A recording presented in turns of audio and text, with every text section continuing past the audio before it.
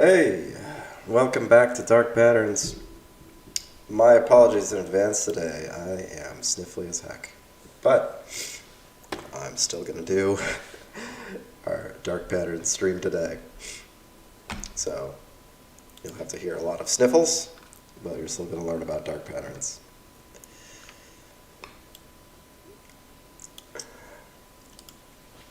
Hopefully everybody had a good time completing that first homework assignment.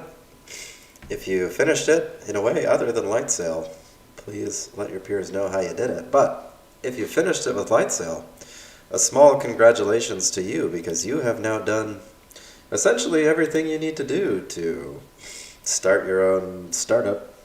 Light sail instance for $5 a month plus a web React app is 50% of the way to what a lot of startups have when they get going. And seriously, the infrastructure that we got to set up there is not altogether dissimilar from what a small-scale organization might have. In fact, the instance that you have there, even with its pathetic amount of resources, could serve dozens, hundreds, maybe even thousands of customers simultaneously. So you could get dozens of visitors per second on even that extremely pathetic instance, and for a couple bucks more a month you could upgrade it to serve even more. So something to think about as we get into value here is how valuable is that piece of infrastructure that enables you to put your product on the internet for such a nominal fee and have it seen by potentially tons of people. The cost of hosting your own server at home, if you know how to do it, the per unit cost is much smaller, but the upfront cost obviously way higher, having to build the hardware, having to put it together, figure out how to make everything work. As frustrating as your setup experience might have been, I guarantee it wasn't comparably that frustrating. All right, let's get started. I think that's enough time for everybody to tune in. First, let's ask the question, what is a dollar? What is one beautiful American dollar? Some people who are true, die-hard, gold standard advocates are probably just fuming right now that it's not a shiny rock or proof of a shiny rock. But for most of us, a dollar is what? Well, it's a medium of exchange, maybe. That's one thing we could say. You could say that it's proof of ownership in a shiny rock. It once was. Right? You could once redeem your dollar for gold or silver, depending on the place. And I'm not talking about like 100 years ago, which it wasn't even that long ago in American history. I'm talking about all of human history. Money was precious metals, and the king decided when he was going to print some more coins, and if the king needed more coins and he didn't have enough, he'd melt down the coins he had and cast new ones with slightly less gold in them. And that's the original inflation, right? Taking the coins you have and diluting the precious metal content of them. In fact, many historical coins, are judged, their date and all that kind of stuff is judged based on their mineral content, so how gold or how silver they are. And of course, in that kind of system, you can't just make more dollars. The only way you can melt more dollars is either to get more precious metal or to dilute the precious metal that you have. And if the coin wasn't made of precious metal, well, then people would make counterfeits. And in an era where there's not a lot of advanced machinery, it's not particularly easy to detect counterfeiting, although ancient empires obviously responded to counterfeiting with overwhelming force. You would be very much killed for any kind of passing a false coin. Anyway, on to modern dollars, so not worth shiny rocks anymore, definitely, although you can certainly exchange your dollars for a shiny rock if you want. There's no guarantee that your dollar buys some set amount of shiny rock. So is it just a token of value then? Not a shiny rock specifically? Well, okay, maybe it's one or all of these things, but one thing is for sure, you can buy almost anything that's for sale for $1. So if it's for sale, you could probably get it in dollars. Now, maybe that's not true if you're in a place where dollars are not the currency of choice, but if something's for sale in an area that uses dollars, you can bet that you're going to be able to buy it with dollars. And in most of the world, they use dollars, so you can transact in dollars all around the world. What's a euro then? Well, a slightly crappier dollar, just a little bit crappier, not much. It's accepted all over Europe, but maybe a little bit less accepted globally.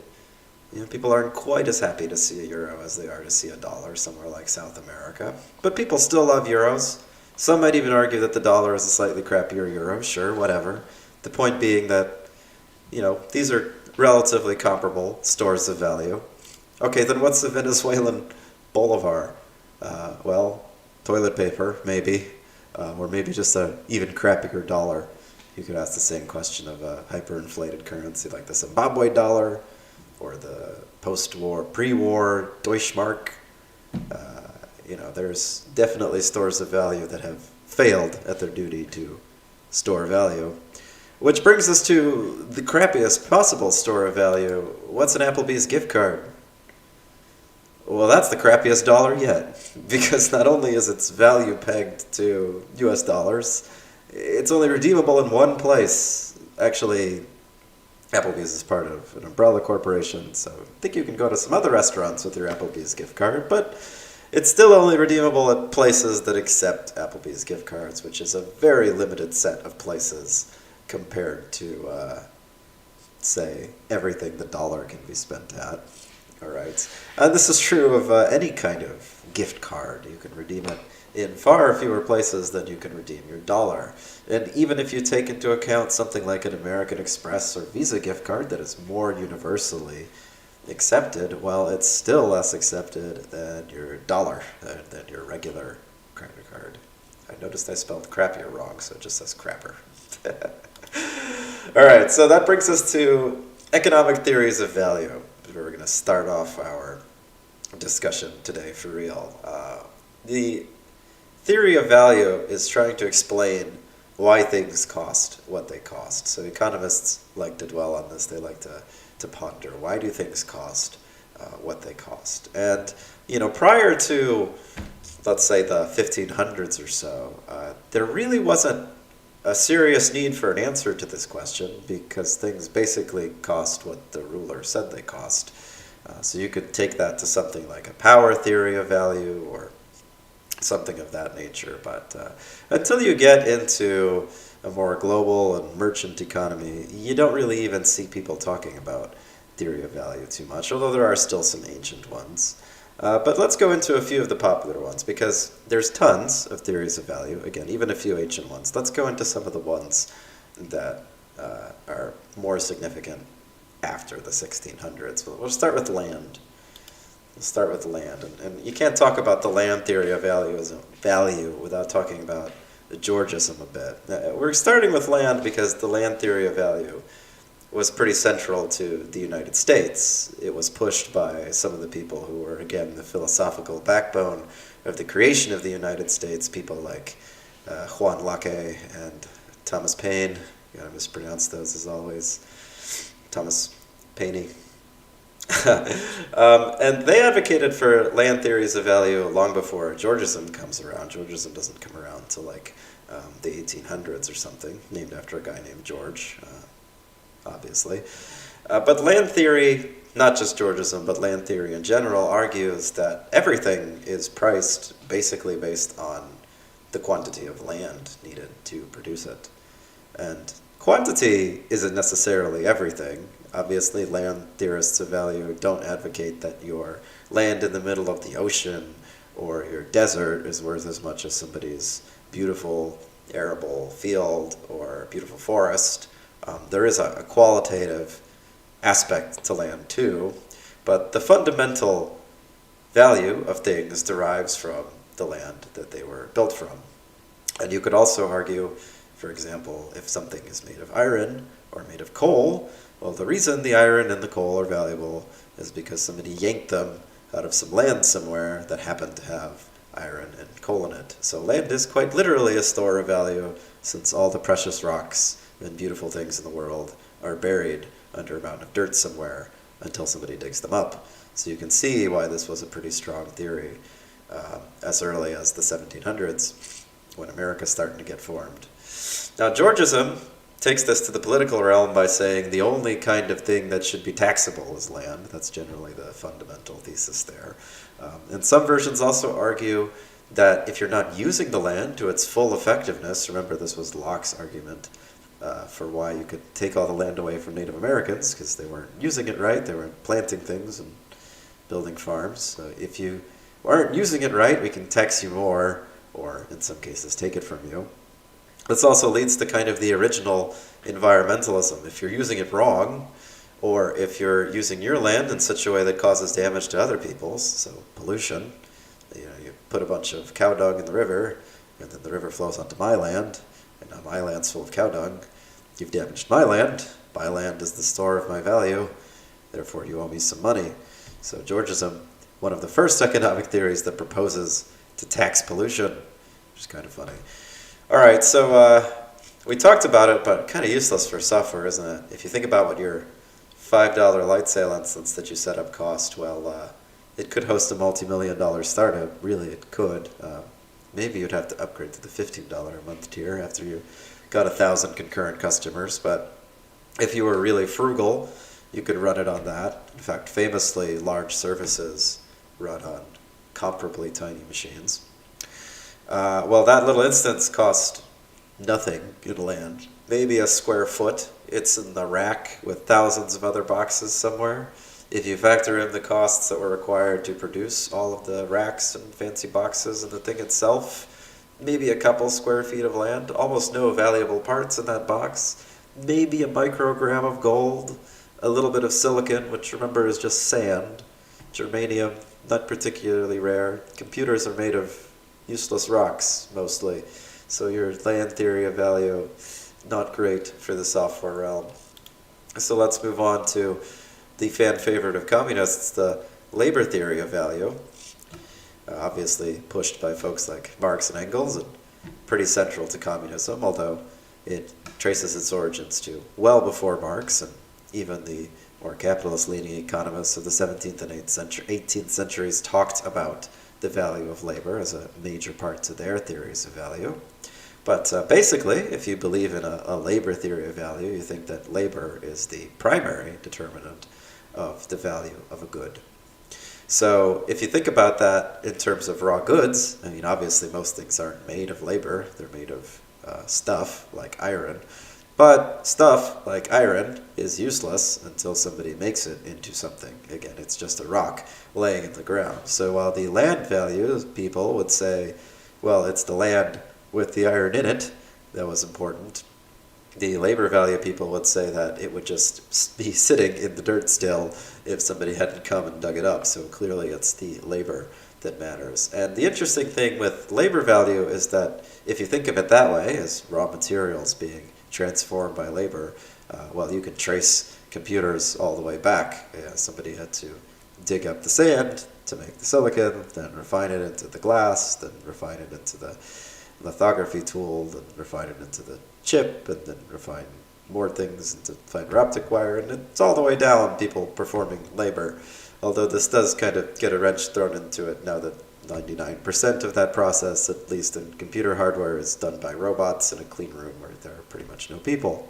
But anyway, take this to politics, and labor value theorists usually believe that labor and laborers should share a larger portion of the profit than the people who own, say, the land, the tools, the equipment. Those things would be referred to as the capital, so the stuff that you need in order to do labor. And I guess if you're trying to split the difference, you'd recognize that the laborers can't do anything without the stuff, and the stuff is nothing without the laborers until you get to robots. So labor theory for software, well, let's use a silly example. Let's talk about your homework, for which you probably worked very hard and is worth nothing at all. But really, let's talk about most software ever, which somebody worked really hard on and is worth nothing at all. Remember, most software goes on to be used by nobody. A large portion of software goes on to never be finished at all. That's just commercial works, by the way. So the amount of work that you do on it, not really indicative of what it's worth. And if you really think about something like your homework, most of the work wasn't done by you. It was actually done by the capital holders. Imagine if somebody didn't provide you a hosting service, so whether you use Lightsail or a different one, imagine there were none available, no hosting services available. How would you get your homework online to complete the requirement? You had to get on the internet. Well, you'd have to go out and buy a computer, connect it to the internet, set it all up manually, make sure your port was unblocked and everything, so do all the IT work. It'd be a tremendous amount of additional labor and a lot of extra costs, a lot of extra capital because you needed the computer and stuff. And maybe you're not even able to do it unless the internet service provider provides you with their service. So doing everything yourself here without any of the capital is going to be a real challenge. Let's also think about software compared to other industries for a second. And give me your answer in either chat. I'll even do a poll. Let's do a poll in the votings and opinions section. Let's say higher percent labor costs. Software or food industry? Who pays more to their labor, the software industry or the food industry? So if a fast food company makes $1 million a year and they spend 30% of everything they make on labor, and a software company makes $1 million a year, do they spend more than 30% or less than 30% on labor? Most people are voting for software, and it's true that software is probably one of the industries where the highest amount of the expense goes to labor. In fact, other than very service-specific industries like, I don't know, hair cutting or something, software probably is one of the most labor-heavy industries. So this is kind of an appealing theory for software engineers. It's also specialized labor, which means that software engineers are pretty difficult to replace, which means that software engineers command kind of a premium. But if you think about industries like oil that are very highly mechanized and don't require a ton of labor, well, the labor that oil requires is obviously a lot more manual and difficult, so it's hard to compare. But also I want you to think about, what do you think software versus oil in terms of the profit that each company makes? So let's say an oil company makes $1 billion a year in profit, and a software company makes $1 billion a year in profit. Does the profit get shared more to the laborers in software, or does it get shared more to the laborers in oil? This is kind of a tough question, but here you might find that it does lean a little bit more towards manufacturing. That software tends to pay a lot to its labor in terms of its overall costs, but margins for software are way, way higher. A software company might have margins of 80% or more, whereas an oil company exists on razor-thin margins of just a few percent. And so as a percentage of the profit that they make, well, they actually pay their labor a lot more. So think about which way is better for you. Is it better to be a higher percent of the costs? Better to be a higher percent of the profit? I don't know. Which brings us to production cost, or production value theory. Adam Smith has many theories of value. This is probably the easiest of the ones that he kind of conceives in his Wealth of Nations and other pieces that he writes about capitalism and wonderful economic things. But the production cost theory of value is real simple. It's just you add up all the costs of a business. So an example I think he uses is a pig farm.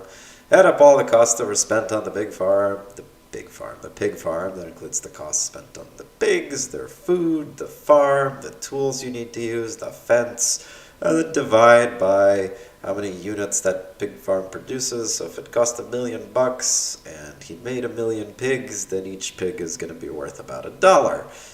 That seems pretty straightforward, and actually that's really similar to labor theory. You're just skipping the step where you convert your capital into labor, because the tools and the fence and the food and all that stuff, they're actually made by somebody else. They're also made of stuff that was also made by somebody else. It's stuff made by somebody else all the way down. That's kind of how the labor theory works. But all right, that doesn't really help us much for software. So let's go to subjective value theory.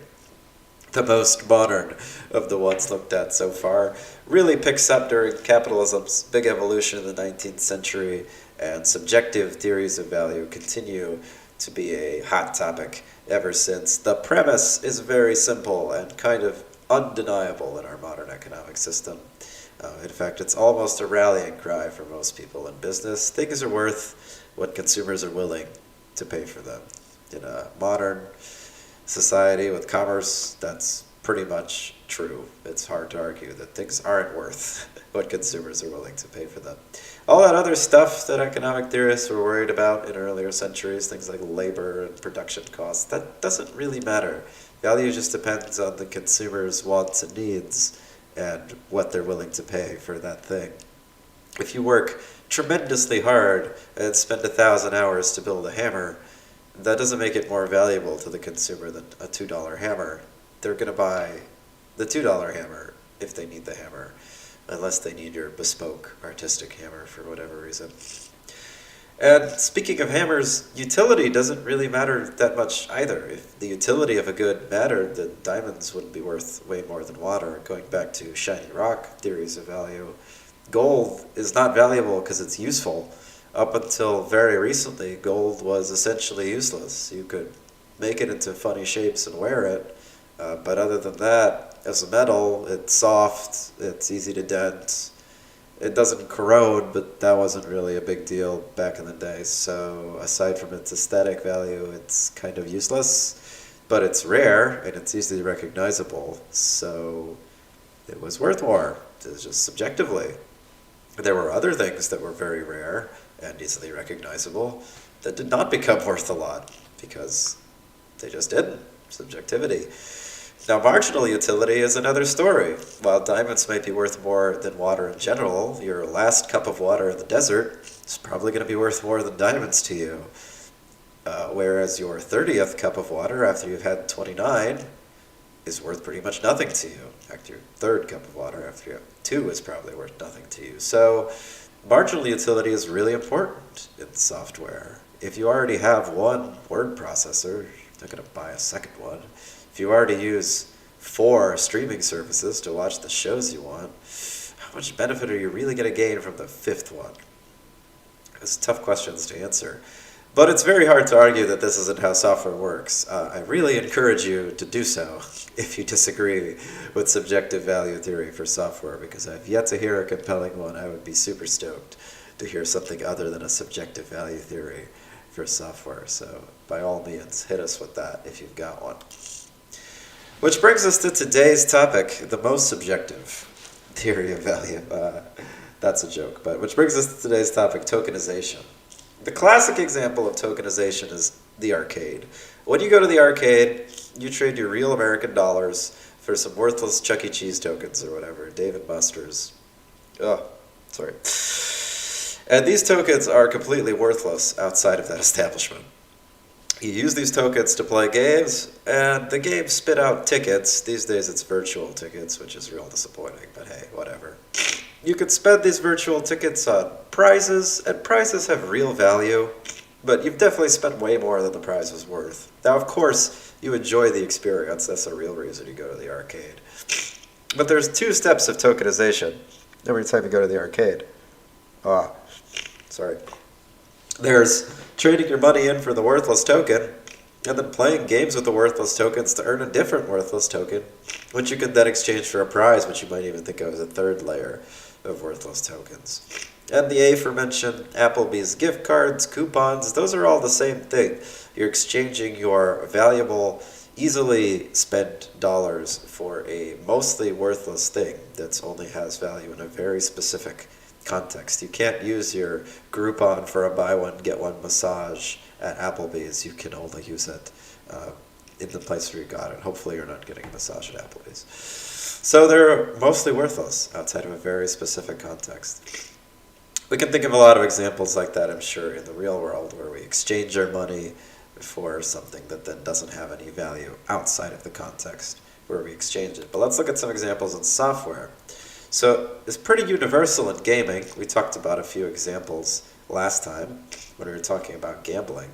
These usually go hand in hand, tokenization and gambling. But in gaming, it's common for you to have to spend your dollars to get some game bucks, and then you have to spend the game bucks on loot boxes or skins or whatever it is that you're going to buy in the game. You can't just buy the stuff you want in the game with money. You have to use your money to buy game bucks, then you use your game bucks to buy the thing.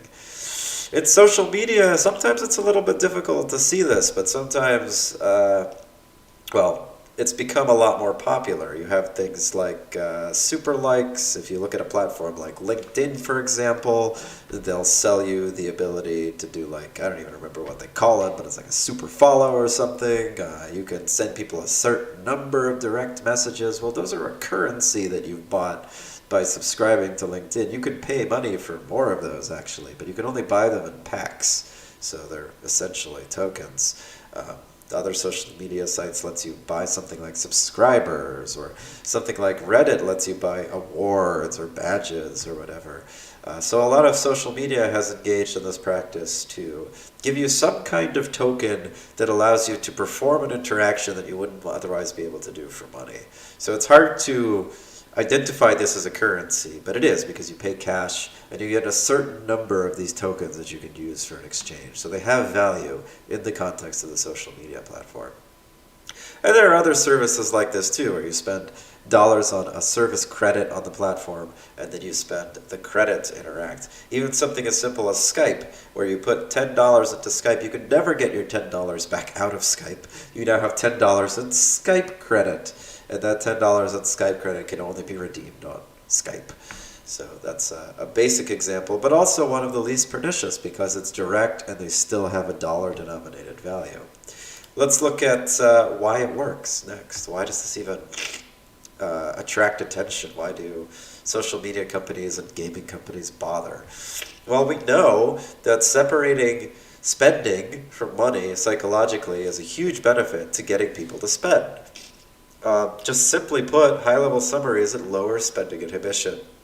You're more likely to spend more when you're spending Monopoly bucks versus your US dollar. It makes it harder for you to figure out how much money you're spending, which makes it harder for you to budget, and obviously harder for you to track the amount that you've spent so far.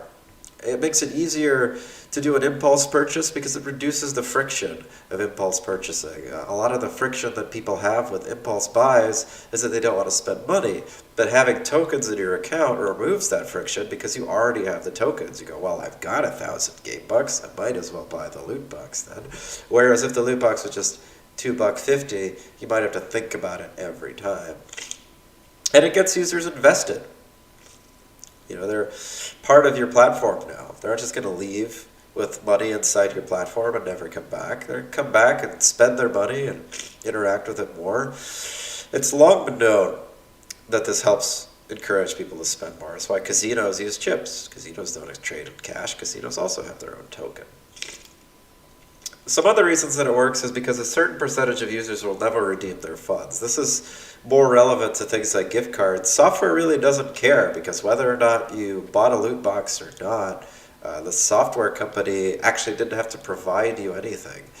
The difference between them providing you 1 loot box or 10 loot boxes is nothing. It's just a database entry. So this isn't really as important as software, but it's true that some users won't spend their funds at all, and they're just going to get nothing for them. A big part of this is U.S. gift card culture. Can't give people cash. Gotta give them a gift card. Well, how many people have gift cards lying around that they don't need and will probably never spend? Because of that, there are all kinds of places you can go to buy gift cards way below face value. And sometimes they're even sold below face value in stores. So also what happens when you have like $1 left behind on your gift card? How do you spend your last dollar on your gift card, especially if it's like a Visa gift card or something that you can't take to a specific place to zero out? Good luck with that. I have like 6 or 7 Visa gift cards laying around that have $1 left on them, because when you try to spend something on them, they put a $1 hold on your account to make sure that there's money on the card, which of course means that there's no more money left on the card, so the transaction can't go through. So there's always $1 left on it. All right. If you want to go there, You can also portray cryptocurrency in this light. I'm not going to get into it, but you're welcome to bring it into the discussion too. Well, let's look at Genshin Impact, one of the greatest examples of tokenization. Truly a tremendous game in terms of their ability to promote gambling. So, in Genshin Impact, you can buy crystals for real money directly. And if you bought them directly, the best rate would be if you spent $100 at once. The less you spend at once, the worse your rate is. This is very common in tokenization schemes. They want you to spend more money, get more invested in the platform. So they offer incentives for you to spend a higher denomination in USD by upping the exchange rate. The more you spend, the more favorable the exchange rate.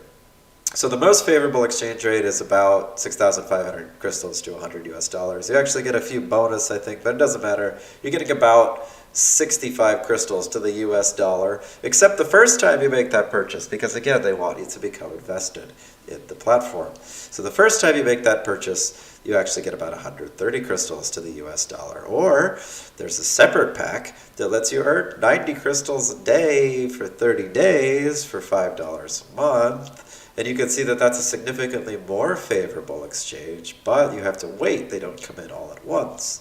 And so you're getting invested, and they're hoping that you become later impatient, where you run out of Monopoly bucks and then go back to buy more crystals. But that's only the first layer of tokenization. I actually fudged that 90 per day. The 90 per day isn't crystals, it's Prima gems, which are different from crystals. The conversion of gems to Prima gems is 1-to-1. Thank God. They could have made that even more confusing.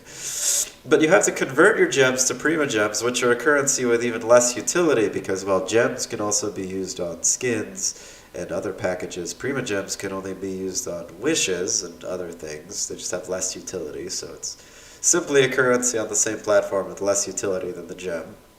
Okay, or the crystals, sorry. I don't know why I call it a gem. Okay, so once you've converted your crystals to Prima gems at a rate of 1-to-1, 160 Prima gems equals 1 wish. What does a wish give you? A wish allows you to take a gamble. It's a loot box, so you get to make one attempt to get the thing that you want. The thing that most people want has a 0.6% chance of happening after wish, 0.6% chance of getting it. But even if you hit that 0.6% chance, the first time you hit it, there's only a 50-50 chance that it's going to be the thing you want. It also might be some other random thing from the pool of available options. However, once you failed one of these 50-50 shots, then it's 100% on your next attempt. So if you do the probability math after 73 wishes approximately, who can keep track of how many dollars this has been so far? For bonus credit. How many dollars is 73 wishes? So after 73 wishes, you've got about a 36% chance of having hit that 0.6% once, just by sheer probability. After that, there's a quote-unquote pity system, where the odds of getting one of those things that the 0.6% chances of occurring artificially increase until you have a 100% chance by the 79th wish, although again, that might be the one thing, or the 50% chance of the other thing. And then, of course, you might need multiples of this thing for it to be valuable to you. You might need more than one. So how many dollars is it to get the thing that you want on average?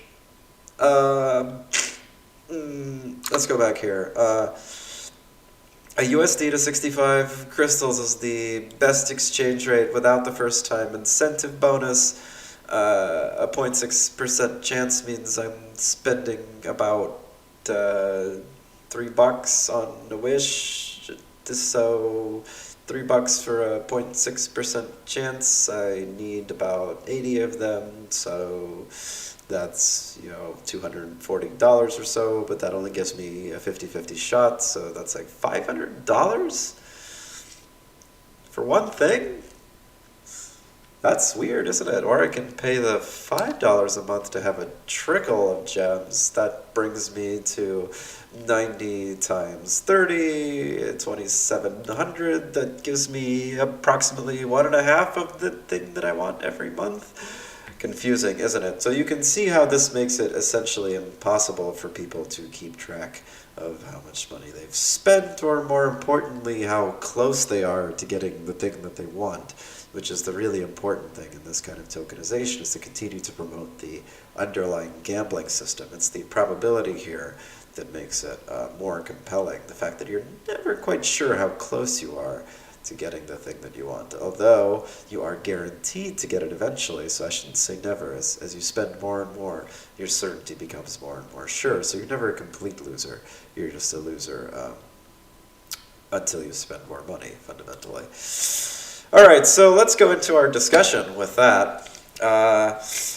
If you're on the moral side, then you think that it's generally fine to convert money into your custom currency and then sell things with your custom currency on your platform. You don't find that to be deceptive or misleading or manipulative. You feel that it generally has benefits or is generally neutral. There's no problem with converting things into custom currency. You might even come up with some reasons why it's advantageous to customers. I didn't mention any, but there are definitely some arguments to be made there. If you're on the immoral side, then you don't think that converting USD to Monopoly bucks is acceptable. You think that businesses should, in general, transact in real money or bust. So you should sell things in plain American dollars. You should denominate your prices in plain American dollars, or whatever the local currency is. It doesn't have to be dollars. And denominating your costs in some other currency is fundamentally immoral. And remember, whichever side you pick, you don't have to agree that it's good or bad for business. You might think that it's moral but bad for business. You might think that it's immoral but good for business. And if you haven't quite decided, if you're on the amoral side today, then you think obviously that it's acceptable on a case-by-case basis, that there's some situations, maybe you think it's only appropriate for games or something. So I'd like you to explain what situations you think that it is appropriate in. All right, I'll see you in the discussion chat. I think that's it here. Yep. All right, see you there.